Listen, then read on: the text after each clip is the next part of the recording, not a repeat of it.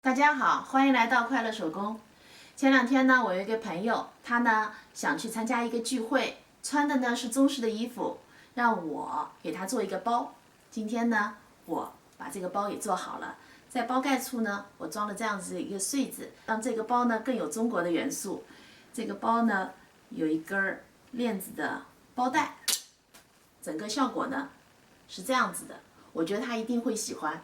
接下来我们就来看看它的制作过程吧。先来和大家介绍的是包用到的材料和具体的尺寸。这个呢是包的主体部分，面子、里子各一份。我把铺棉烫在了面子上，铺棉的图形在视频的最后展示给大家。我呢留了1厘米的缝缝。这个呢是包的包盖部分，它呢需要2份，大小呢是一模一样的。它的图纸呢也在视频最后展示给大家。这是包用到的其他一些小配件了。这个呢是2个穗子，1根金属包链，3个低字扣。这2低字扣呢是装在包的2侧，这个呢是装在包盖上的。我呢给它们做上了相应颜色的布条。接下来呢我们就可以开始制作了。首先制作的呢是包盖部分，在制作之前呢，我们要在这儿装上半颗锡扣。装锡扣的位置呢是这个是中心线，这里的距离3厘米，我们装上半颗。装锡扣之前呢，咱们在这个位置烫上一个映衬，这样子呢不容易撕裂。半颗锡扣装好了，这个是正面，这个是反面。接下来呢，我们把2块材料正面和正面相对，这样子车一条，车到这儿的位置呢，因为要装穗子哈，我们把这个低字扣给带上。包盖一圈车好了，我呢从这儿把它翻到正面。接下来呢，我们制作的是面子部分。面子部分，我们首先呢把2个侧边和底角撤掉。面子部分呢制作好了，接下来呢，我们把刚才做的这个包盖和它固定在一起，它的中心线和包的这儿一面的中心线对齐，然后呢，我们这样车一条，把它俩固定在一起。在这儿要提醒大家的是，在车的时候，咱们要注意锡扣的方向。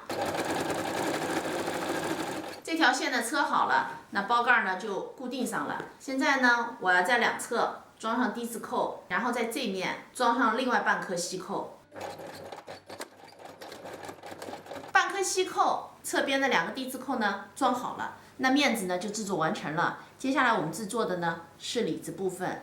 那么里子的制作呢和面子是一样的，车2个侧边，底部打角，然后在这儿呢留一个反口，一会儿要通过反口翻到正面。里子呢做好了，那我呢把它翻到正面，翻到正面以后呢，把它搁进刚才做的面子里哈。包口放平以后呢，咱们沿着包口车一圈。包口的一圈车好了，接下来呢，我从里子的反口把整个包翻到正面，包呢翻到了正面。那现在呢，我在包口车一条窄边，然后把侧边的反口也封上。